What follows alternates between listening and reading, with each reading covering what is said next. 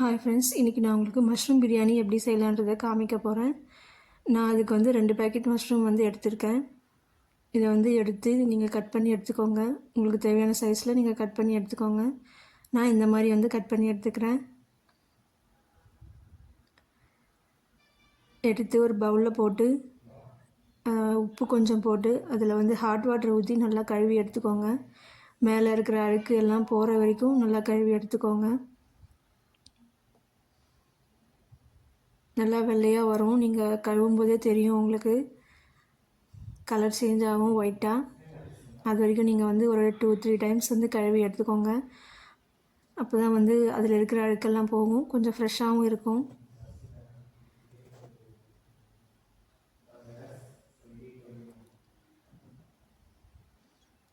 Okay, next வந்து நான் 2 பெரிய சைஸ் தக்காளி வந்து எடுத்திருக்கேன். 3 பெரிய சைஸ் வெங்காயம் வந்து எடுத்திருக்கேன். வெங்காயம் வந்து நிறைய போட்டோன்னா கொஞ்சம் நல்லாயிருக்கும் பிரியாணிக்கு. எடுத்து நம்ம கட் பண்ணி எடுத்துக்கலாம். இப்போது பிரியாணிக்கு எப்பவுமே நம்ம பெருசாக போட்டால் நல்லாயிருக்கும். பெருசாக கட் பண்ணி போட்டால் இந்த மாதிரி வந்து கட் பண்ணி எடுத்துக்கோங்க.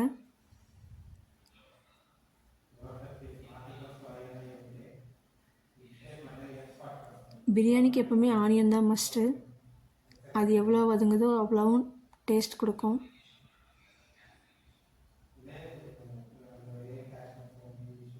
நெக்ஸ்ட் தக்காளி எடுத்து நல்லா கட் பண்ணி எடுத்துக்கோங்க.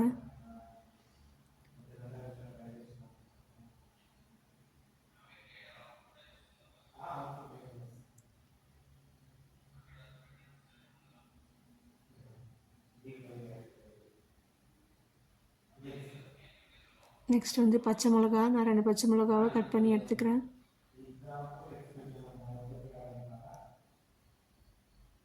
நெக்ஸ்ட் வந்து கொஞ்சம் பச்சை பட்டாணி இருந்தது ஃப்ரிட்ஜில், முளை கட்டிச்சு, அதையும் நான் எடுத்துக்கிறேன். நெக்ஸ்ட் வந்து நான் 2 கிளாஸ் வந்து பாசுமதி ரைஸ் எடுத்துக்கிறேன். நல்லா தண்ணியில் ஒரு 1/2 hour ஊற வச்சுருங்க. வாங்க செய்யலாம். ஒரு குக்கரில் வந்து ஆயில் கீ ரெண்டுமே விட்டுக்கோங்க. உங்களுக்கு தேவையான அளவுக்கு நெய் விட்டோன்னா டேஸ்ட் கொஞ்சம் நல்லாயிருக்கும்.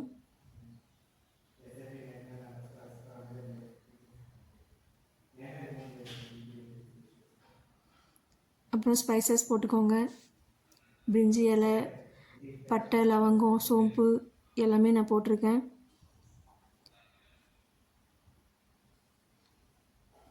போட்டு பச்சை மிளகா, வெங்காயம் போட்டு ஃபஸ்ட் நல்லா வதக்கிக்கோங்க.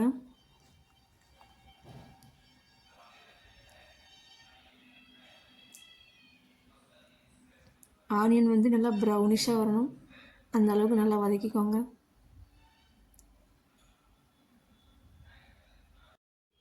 இப்போ ஆனியன் வதங்கிடுச்சு, தக்காளி சேர்த்து நல்லா வதக்கிக்கோங்க.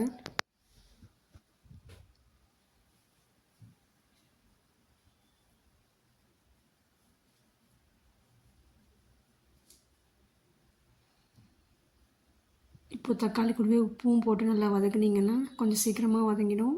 நான் லாஸ்ட்டில் போட்டேன்.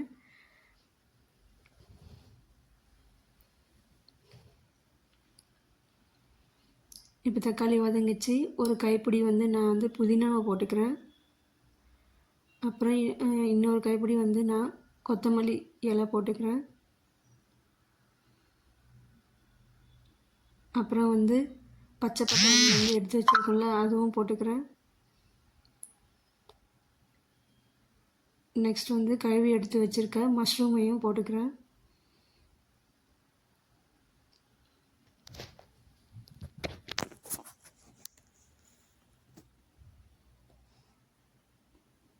போட்டு நல்லா வதக்கிக்கோங்க.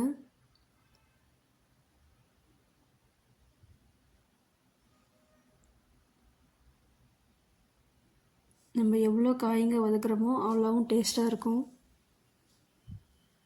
நல்லா ஒரு ஜூஸியாக ஒரு ஸ்ட்ரக்சர் வரும். அது வரைக்கும் நல்லா நீங்கள் வந்து வறுத்துக்கோங்க, வதக்கிக்கோங்க. நெக்ஸ்ட் வந்து இஞ்சி பூண்டு பேஸ்ட் வந்து நான் போட்டுக்கிறேன், ஒரு 4 டீஸ்பூன்.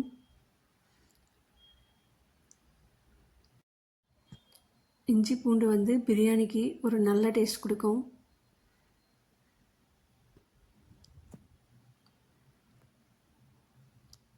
நல்லா வதக்கிக்கோங்க. ஜூஸியாக வரும், அந்த மாதிரி நல்லா வதக்கிக்கோங்க.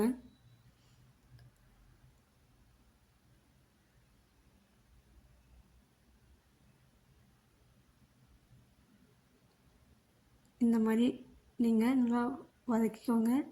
நெக்ஸ்ட் வந்து மஞ்சள் பொடி கொஞ்சம் போட்டுக்கலாம், 1/4 டீஸ்பூன். அப்புறம் 2 டீஸ்பூன் வந்து மிளகா பொடி. அப்புறம் வந்து கொத்தமல்லி பொடி 2 டீஸ்பூன் போட்டுட்டு, நெக்ஸ்ட் வந்து கரம் மசாலாவும் நான் வந்து ஒரு டீஸ்பூன் போட்டுக்கிறேன். போட்டு வந்து நல்லா வதக்கிக்கோங்க.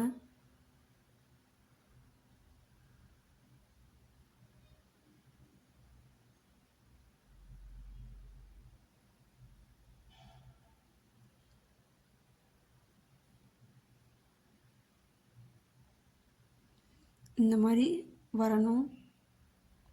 இந்த ஸ்டேஜில் வந்து நம்ம ரைஸ் வந்து போட்டுக்கலாம். நான் 2 கப் ரைஸ் வந்து ஊற வச்சுருக்கேன். இப்போ ரைஸ் போட்டுக்கலாம்.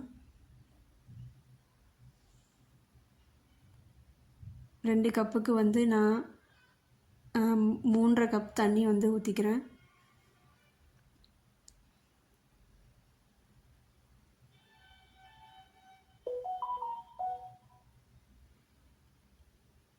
ஊற்றிட்டு கொஞ்சம் மிக்ஸ் பண்ணி விடுங்க.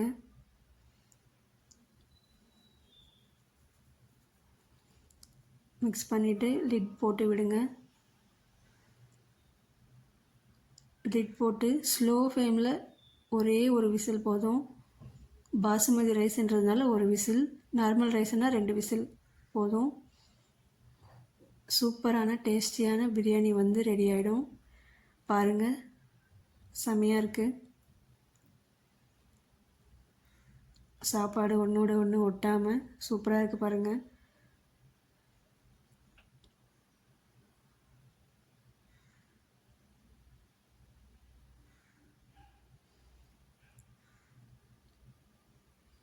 வாங்க இப்போ சர்வ் பண்ணலாம்.